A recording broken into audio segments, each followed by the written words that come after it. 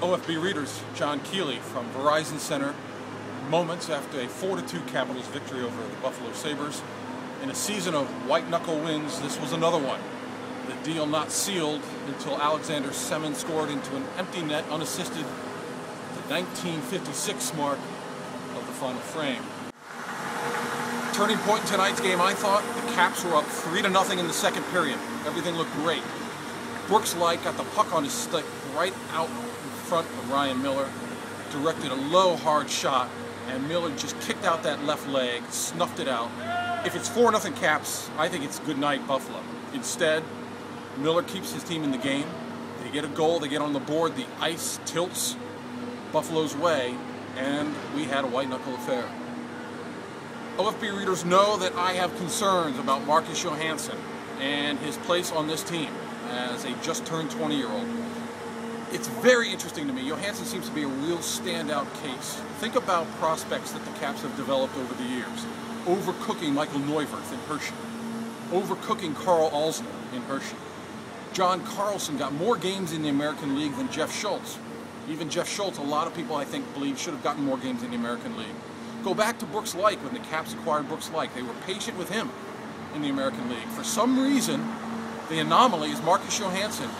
He's got one single point on the season. He's making turnovers like you would expect a kid of his age to do. Tonight, he was tasked with centering the first line. And I'll be honest with you, I think Bruce Boudreau neutered his first line with Alex Ovechkin by putting the 20-year-old in that position. The line didn't have chemistry. The line didn't make plays. The line didn't make an impact. The thing about young hockey prospects is you don't want to rush them into the NHL. And of course, with a kid like Marcus Johansson, he has no previous experience with pro hockey in North America.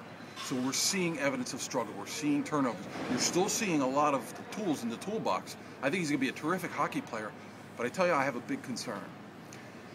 The Philadelphia Flyers years ago took an 18-year-old named Denis Zubris and stuck him straight into the NHL. And for a bunch of years, as he stayed in the NHL, you saw an enormous amount of skill, but very inconsistently applied by Zubris.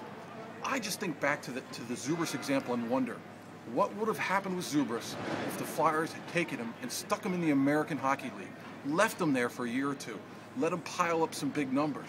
I think confidence is a huge part in a developing hockey player. Now, Zubris has had a better than journeyman's career, but when you look at his skill set, the toolbox he's been given, I'm not sure he ever became the player that a lot of people thought he would be. Certainly not what the Flyers thought that he was going to be when he was 18 and wearing their sweater. I have a concern that the Capitals potentially could be doing to Marcus Johansson what the Flyers did to Denis Zubris. Let's hope not. But the history of the Capitals with their prospects is that they overcook them in the minors, and for whatever reason, we're not seeing that with Marcus Johansson. Cap's best line tonight was David Steckel and Matt Bradley and Jason Chimera. They accounted for 2 of the Capitals' 3 goals before Semin's empty netter.